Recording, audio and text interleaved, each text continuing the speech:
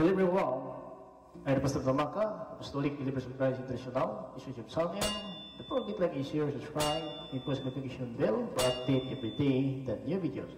Thank you so much. God bless us all. Magandang araw po sa lahat, sa ating mga viewers, listeners dito po sa YouTube channel, sa Facebook. Naway ang kapayapaan at habag biyaya ng Diyos ay sama sa atin lahat sa magitan ng ating Panginoon Hesus Kristo. Ito po yung lingkod, Diya Cristo Jesus, Pastor Tumaka, Apostolic Believers of Christ International. Kapatid, una sa lahat, magpasalamat tayo sa Panginoon sa kanyang kabutihan. Hindi po tayo pinabayaan ng Diyos sa bawat araw, sa ating mga pamumuhay, sa ating pagtatrabaho, sa ating paglalakbay sa daan.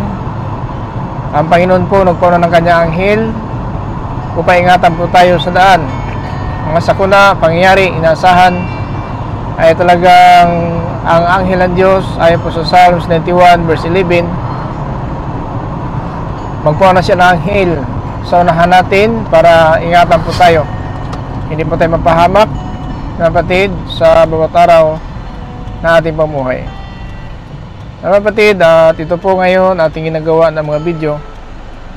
So kalimutan mga kapatid, mag-like and share lang po tayo, subscribe, i-post natin ang notification bell for update everyday new videos or live streaming for sharing the Word of God. Mga kapatid, sa bawat araw, napakahalaga po ng salita ng Diyos na ito po ating pahalagaan kaysa mga bagay na ating nakamtan.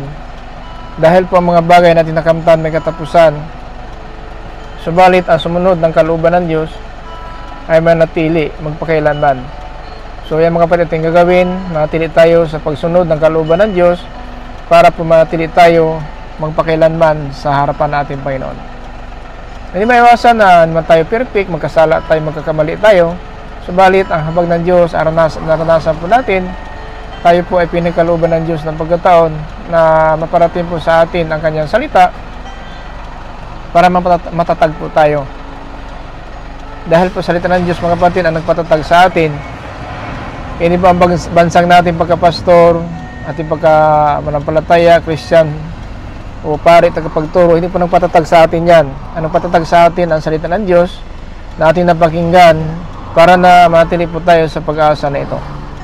Mga kapatid, huwag natin kalimutan, i-like lang natin ang salita ng Diyos, i-share po natin para po hindi tayo lang po magkamit ng kaligtasan, kundi lahat po, mga kapatid, na makakaalam at makakarinig ng salita ng Diyos ay mag-isa tayo sa kanyang kaharian.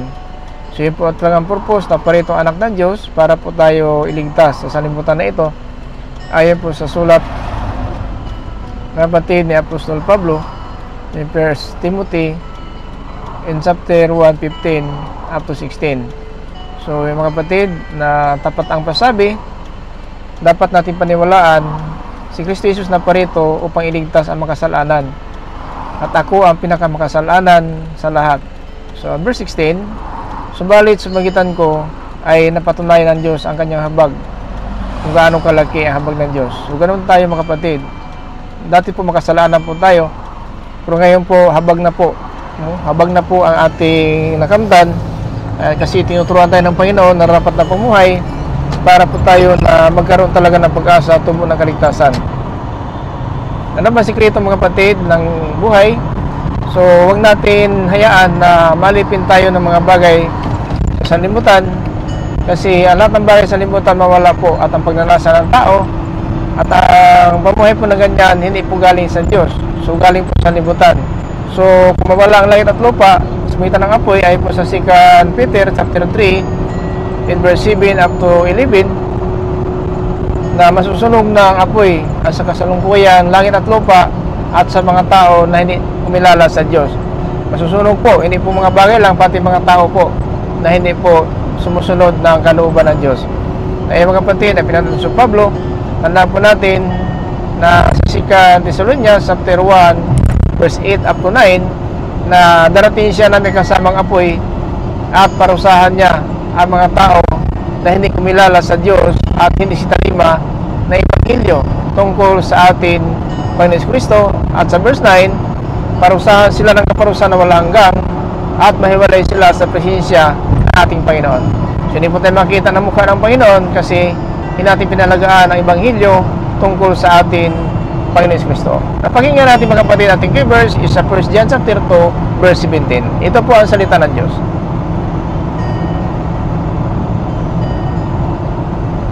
Ang mundo at lahat ng bagay dito na hinahangad ng tao ay mawawala. Ngunit ang taong sumusunod sa kalooban ng Diyos ay mabubuhay magpakailanman.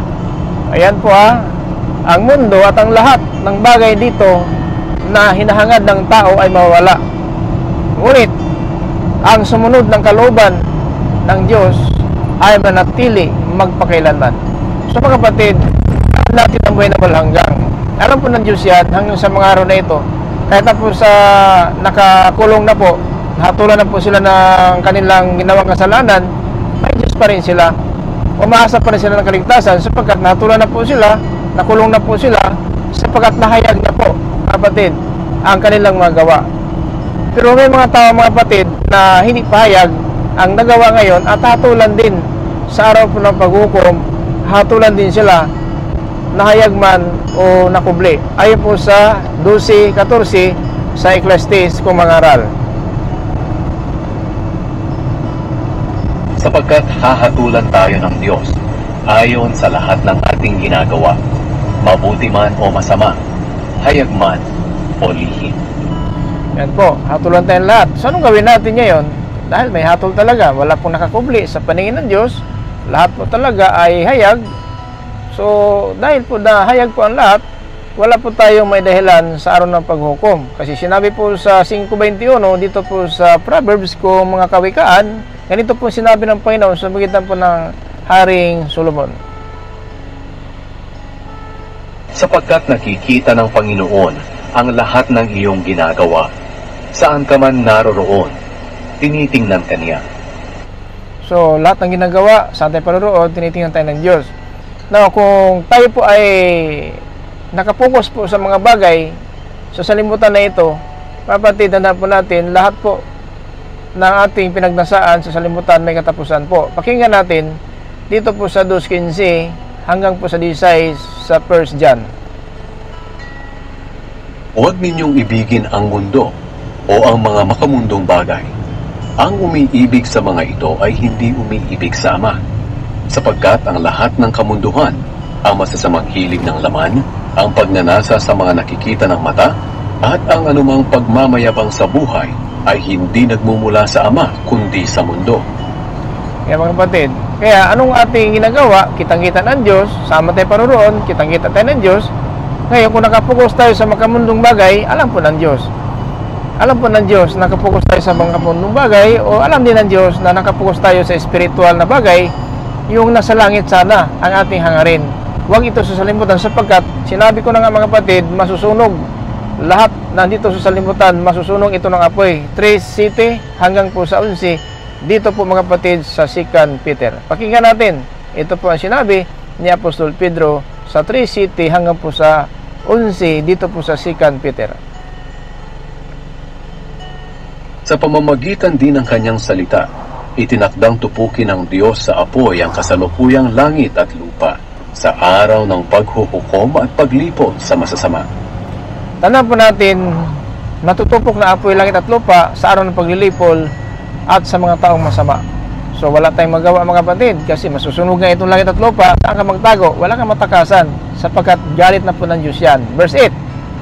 Ngunit huwag sana ninyong kakalimutan mga minamahal na sa Panginoon walang pinagkaiba ang isang araw sa 1,000 taon. Para sa Kaniya ang mga ito ay pareho lang. Nating kalimutan ito na parang isang araw sa atin 1,000 taon. Para sa Kanya pareha lang. Wala itong kalendar natin.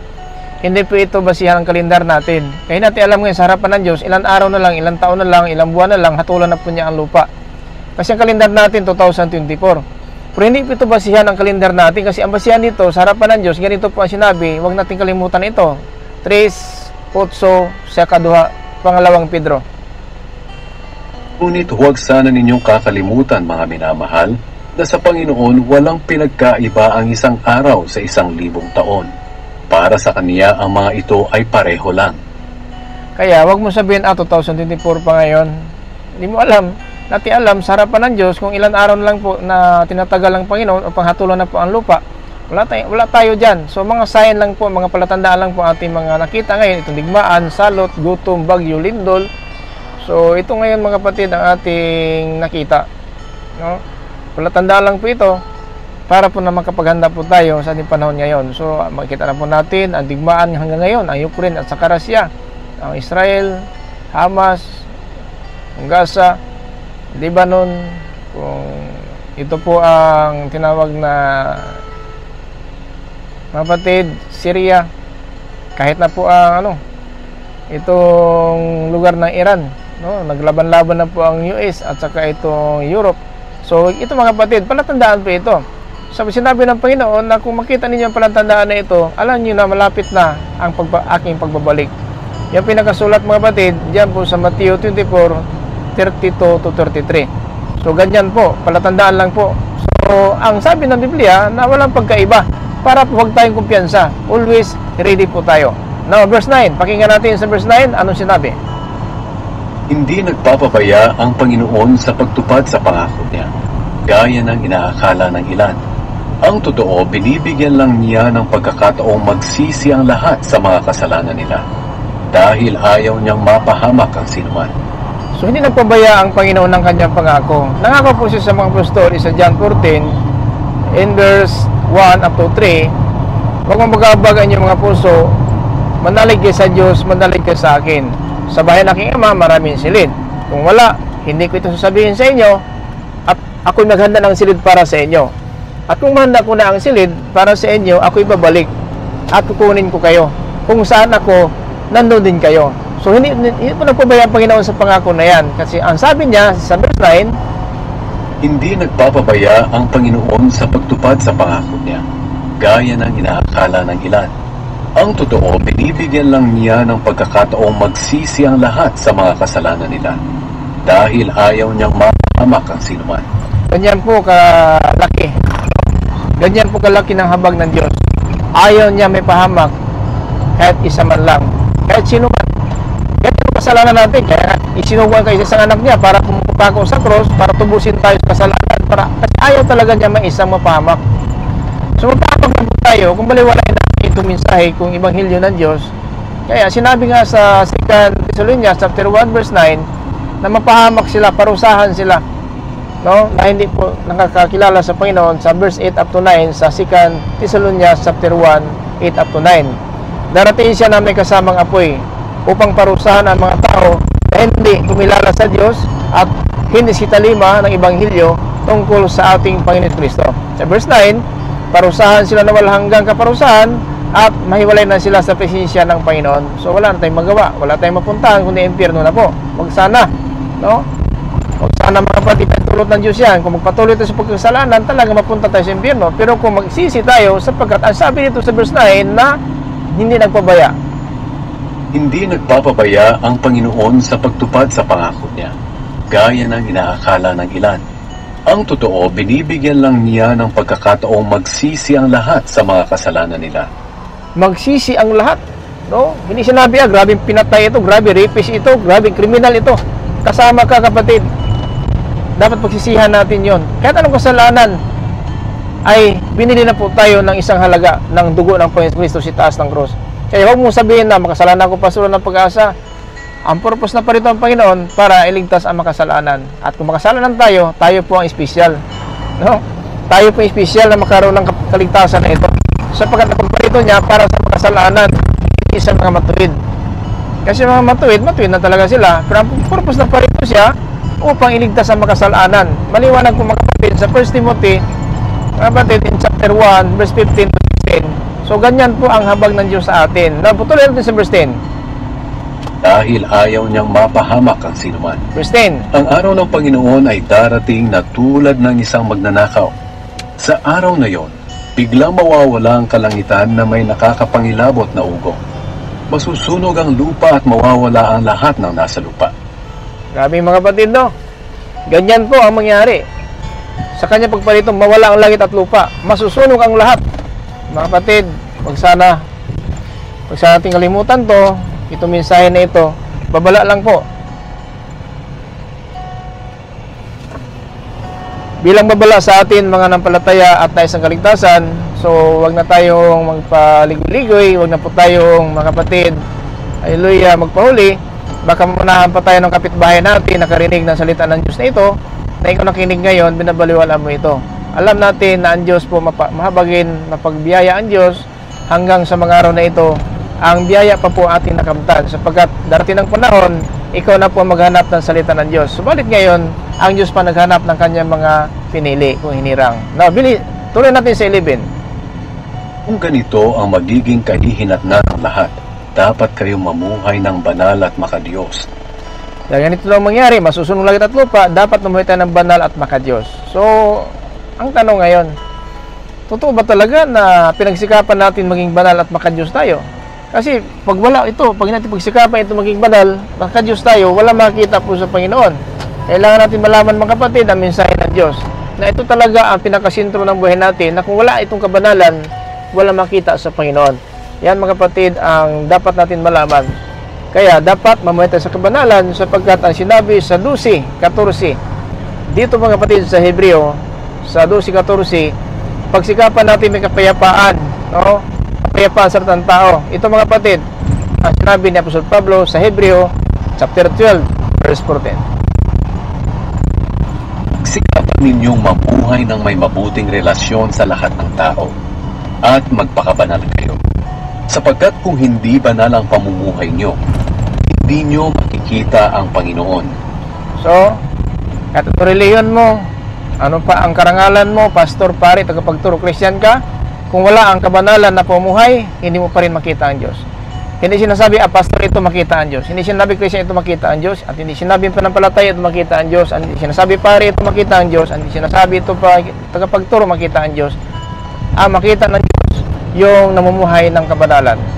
Banal, sapagkat banal ang Diyos, dapat magpakabanal tayo sa lahat ng bagay, anumang panahon dito sa libutan, magpakabanal tayo.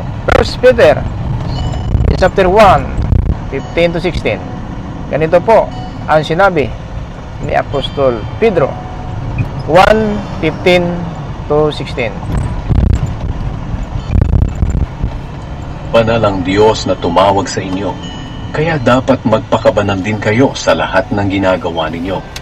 Sapagkat sinasabi ng Diyos sa kasulatan, magpakabanal kayo dahil banal ako. Ayan po, dapat lang kasi palangit po tayo. Papunta tayo ng langit at hindi makapasok ng langit ang hindi banal na pamumuhay. Wala makita sa Panginoon kahit anong reliyon mo, kahit pang ilan na po reliyon mo, hindi makita ang Diyos. Ang makita sa Diyos yung nagsisikap na may kapayapaan sa kapwa at banal na pamumuhay.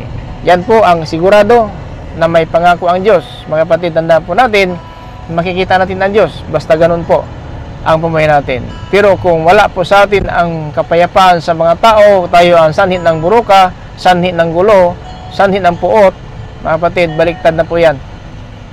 Yan po dapat na pumuhayan. Itong kabanalan, lahat ng paraan, sa buhay tayo sa libutan, ang katawan pinapakain, hindi po nakakarumi sa katawan, at ang katawan ginagamit hindi sa immoral, hindi sa kasinungalingan, ang katawan ginagamit sa karangalan ng Diyos.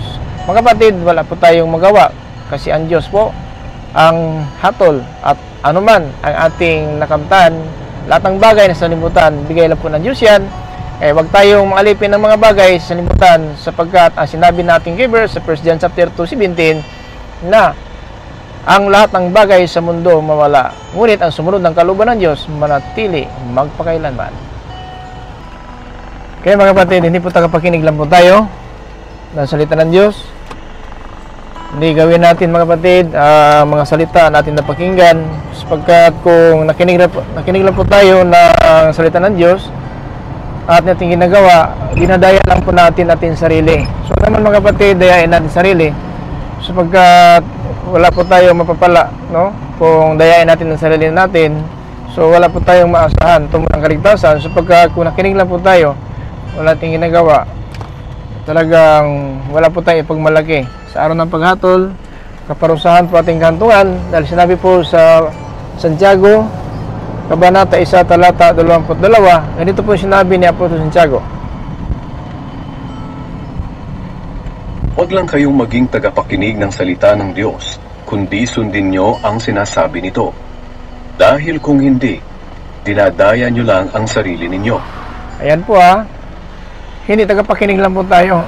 Kahit na araw-araw tayo makinig, oras-oras makinig, wala tayong ginagawa, so dinadaya lang po natin ating sarili. Sapagkat gano'n lang po mga kapatid, ang pupupala ay nasa gumagawa, wala po sa nakikinig. Kaya dapat pala gawin natin ang ating napakinggan, sapagkat ito po ang layunin ng Diyos sa atin na nais na maligtas ang lahat ng tao. So yun po ang nais ng Panginoon na sinabi talaga niya sa 1 Timothy, kapatid, in chapter 1 in verse 15, na naparito si Kristo upang iligtas ang makasalanan, at si Apostol Pablo po ang nagpapatunay diyan na siya po ang pinakamakasalanan, no? Ito ang katotohanan dapat natin paniwalaan. Ito ang katotohanan dapat tanggapin at paniwalaan ng lahat. Naparito si Kristo Jesus sa mundo para iligtas ang mga makasalanan. At ako ang pinakamakasalanan sa lahat. 16. Ngunit kinaawaan ako ng Diyos para maipakita ni Hesukristo sa pamamagitan ko kung gaano siya katiyaga sa mga makasalanan.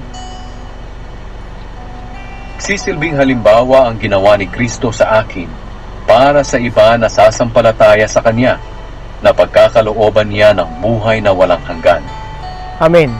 So kapag sampalataya po tayo, so talagang magkaroon tayo ng buhay na walang hanggan, sapagkat ang panampalataya ay sinasamahan ng bautismo. Ang bautismo, mga kapatid, kapatawaran po yan ating kasalanan. Kaya kapag nagkaroon ng panampalataya tayo, ay maganap talaga ang bautismo. Si Lydia po, na isang negosyante ng damit, no? Ito po sa 16:14-15, na si Lydia po na isang taga-Tiatira. Ito po ay manininda po ng damit ng pulpura. Ito, mga kapatid, na tanda po natin, siya po, nakinig po na aral ni Apostol Pablo, si Silas, at binuksan ng Panginoon ang kanyang puso. Pakinggan natin 16:14-15 dito sa Gawa. Isa sa mga nakikinig sa amin ay si Lydia na taga-Thyatira. Siya ay isang negosyante ng mga mamahaling telang kulay ube at sumasamba siya sa Diyos. Binuksan ng Panginoon ang kanyang puso para tanggapin ang mga sinasabi ni Pablo. Nagpabautismo siya at ang kanyang pamilya. Pagkatapos sinabi niya, "Kung naniniwala kayo na ako ay isa ng tunay na mananampalataya sa Panginoon, doon na kayo tumuloy sa aking bahay." So, yun po. At hindi nakaayaw si Apostol Pablo, si Silas. Nakumbinsin niya kaming tumuloy sa bahay nila. Dina Pablo. At yan, mga kapatid, no? Si Lydia po, nakinig lang po. Kaya, kayo ngayon nakikinig, sana po ipagkaloob ng Diyos, mga kapatid, na buksan ang ating mga puso para po talaga na maging dapat po tayo, no, sa pagparito ng ating Panginoon. Sana po panalangin natin sa Panginoon na sana po buksan ng Diyos ngayon ang inyong mga puso para kahit paano ang kaligtasan na ito ay makamtan natin. Hindi po tayo maparusahan dahil, mga kapatid, tanda po natin na ito po ay napakahalaga po ng salita ng Diyos na malaman po natin para maintindihan natin ang Biblia. Sana po buksan ng Panginoon ang ating puso at isipan para po magkaroon na po tayo ng tunay na kaligtasan. So ito, mga kapatid, ang salita ng Diyos para po sa atin, na huwag natin kalimutan na kahit gaano pa tayo ka makasalanan, subalit ang sabi sa Pablo, naging silbing halimbawa siya kung gaano katiyaga at gaano kalaki habag ng Diyos sa atin upang tayo po na magkaroon ng panampalataya ay bigyan tayo ng buhay na walang hanggang. Ito, mga kapatid, panampalataya talagang totoo ay sinasama ng bautismo. Nang si Lydia po, nang panampalataya, ay talagang nabautismohan po siya, mga kapatid. Kaya ito po ang pag-iusad sa mga apostol sa 15, na habang nabautismohan na po si Lydia, nagpabautismo siya at ang kanyang pamilya. Pagkatapos sinabi niya, "Kung naniniwala kayo na ako ay isa ng tunay na mananampalataya sa Panginoon, doon na kayo tumuloy sa aking bahay. At nakumbinsin niya kaming tumuloy sa bahay nila. Sina Pablo at Silas sa bilang... So doon po talaga, no? Nakumbinsi si Apostol Pablo, si Silas, ng babae na si Lydia na nabautismo na po dahil nagkaroon ng panampalataya. Kaya nga, ang panampalataya natin, ito po ang nagbigay sa atin na tubo ng kaligtasan, sapagkat sinabi ni Marcos, ang sumampalataya at mabautismo maliligtas. Now si Lydia po, kaloob ng Diyos, binuksan na po ang kanyang puso, mga kapatid, at talagang nagawa niya ang bautismo. Kaya si Marcos nagpapatunay sa 16:16, ang sumampalataya at mabautismuhan ay maliligtas. At dahil po dyan, na ang Diyos po ang nagbigay ng pagkataon ng panampalataya, bigay po sa atin panampalataya, mga kapatid. Marcos 16, mga kapatid, pakinggan natin. 16:16 sa Marcos. Ang lahat ng sasampalataya at magpapabautismo ay maliligtas, ngunit ang hindi sasampalataya ay parurusahan. So yan, mga kapatid, no? Bakit maligtas po tayo? Dahil po sa panampalataya, at sa panampalataya natin ay nagpabautismo po tayo. Dahil ang bautismo, ito'y tanda ng taong may pananampalataya. Kaya kung may pananampalataya na walang bautismo, hindi totoong pananampalataya yan. Sapagkat sa panahon ng apostolis, lahat po ng may pananampalataya ay nagpabautismo sa mga apostol. So mga kapatid, ito po mensahe ng Diyos para po sa atin. Sana po ay wag nating hayaan na masayang ito, mga panahon na tira sa buhay natin, at alam hanggang kailan buhay natin, at alam kung kailan matapos ang sanlibutan. Ito po ayon sa pasya ng Diyos. So ayun ang Diyos, talagang mapahamak tayo na sa Panginoon. Magkaroon tayo ng kaligtasan dahil maliwanag po ang Biblia, nagpatunay sa 1 Timothy in chapter 2 in verse 4, kapatid, na nais ng Panginoon lahat ng tao ay maligtas. So yun po ang plano ng Diyos sa atin. Nais niyang maligtas ang lahat ng tao at malaman ang katotohanan. Yan po ang sinabi ng Panginoon. Sana po magkaroon tayo ng kaligtasan sa pananampalataya na may kasamang bautismo. Yan po sinabi ni Marcos, ang sumampalataya at mabautismuhan ay maliligtas. Ang hindi sumampalataya ay parurusahan. Kasi magkaroon na ng tao ng bautismo kung magkaroon ng panampalataya. Kaya kung wala ka panampalataya, hindi ka maaaring magpabautismo. So kaya ang nagsasabing may panampalataya walang bautismo, kasinungalingan po yan. Sapagkat ang Biblia, hindi maging salungat, ang Biblia natuturo ng katotohanan, ang sumampalataya at mabautismuhan ay maliligtas. Ngunit ang hindi sumampalataya, parurusahan. Dahil ang panampalataya, pinatunayan ng bautismo, at ang bautismo nanggaling sa pananampalataya. So mga kapatid, ito po ang salita ng Diyos para po sa atin. Sana po nakadagdag ito sa ating kalaman sa bawat araw. Huwag kalimutan, sa bawat pagsubok ng panahon, laging tatandaan, ang buhay natin parang usok lamang. Santiago 2:14. Mga kapatid, ito po yung lingkod kay Kristo Jesus, Pastor Tumaca, Apostolic Believers of Christ International. Sabi sa bawat isa, grace, mercy, and peace be with you, brothers in Christ. Amen.